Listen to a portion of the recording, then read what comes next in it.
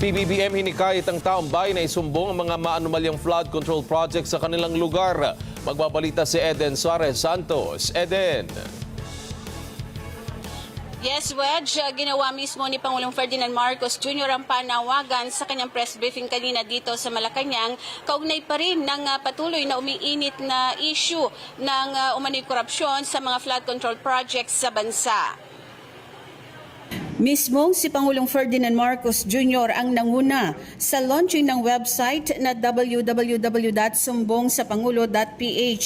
Sa press con ay sinabi ni PBBM na maaaring isumbong ng taong bayan ang mga nakikita nilang maanomalyang flood control projects kasama ang mga detalye kung saang barangay at anong klase ng proyekto ito. Dagdag pa ng Pangulo na magpadala rin sa website ng picture o video ng nasabing proyekto ang mga mamamayan. Idiniin ng Pangulo na siya mismo ang sasagot sa kanilang mga reklamo. Anya, napakahalaga ng kontribusyon ng publiko sa kontrobersiya sa flood control projects.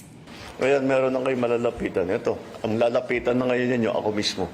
Dahil akong titingin dito araw-araw sa website natin at babasahin ko ang mga report na ibibigay ng taong bayan.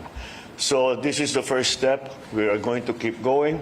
This is something that is, I think, absolutely necessary.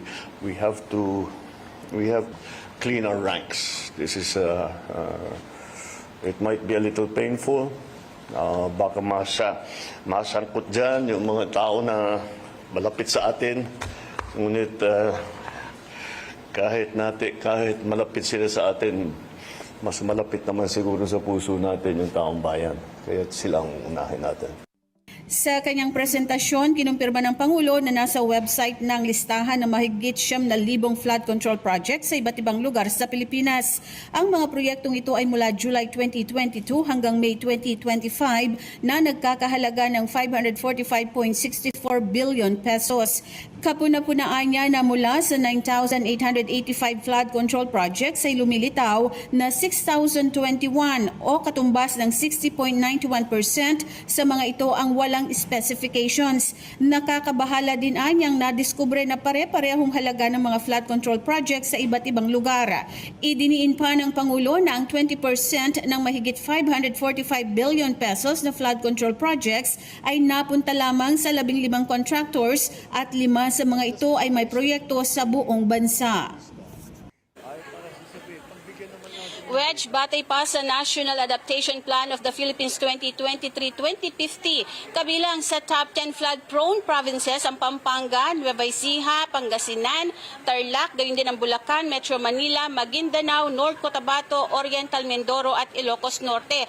Pero kung titingnan niya ang top 10 provinces na may pinakamaraming flood control projects ay tila hindi ito tugma sa top 10 flood-prone provinces. Nanguna ang Bulacan sa may pinakamaraming flood control project na 668, sinundan ng Cebu na 414 flood control projects, Isabela 341, Pangasinan 313, Pampanga 292, Albay 273, Leyte 262, ang Tarlac 258, Camarines Sur 252 at Ilocos Norte 224 flood control projects. Pagdating naman sa mga proyekto ng pumping stations mula sa 170, sinabi ng Pangulo 157 sa mga ito ay nasa Metro Manila. Pagkatapos ng kanyang press con ay agad na nagsagawa ng inspeksyon si Pangulong Marcos sa Pasig River, Marikina River Channel Improvement Project Phase 4 kasama si DPWH Secretary Manuel Bonoan at gayon din ang negosyanteng si Ramon Ang na nagpropose na tumulong para sa solusyonan yung pagbaha na welcome naman kay Pangulong Ferdinand Marcos Jr. Sa kabila naman ng mga natuklasang ito ng Pangulo ay diniin niya na premature pa rin hanggang sa mga oras na ito ang magbigay ng pangalanan yung mga sangkot sa nasabing anomalya. At kanina nga sa press briefing din na Wedge ay sinagot ng Pangulo yung nangyaring pinaka-latest incident dyan sa Baho de Masinloc at sinabi ng Pangulo ay naniniwala siya na yung kanyang nasabing statement sa India kaugnay nung giyera sa Taiwan, yun ang nakikita niyang dahilan kung bakit nag-increase ng ganyang mga gawain ng Chinese Coast Guard sa bahagi ng Baho de Masinloc.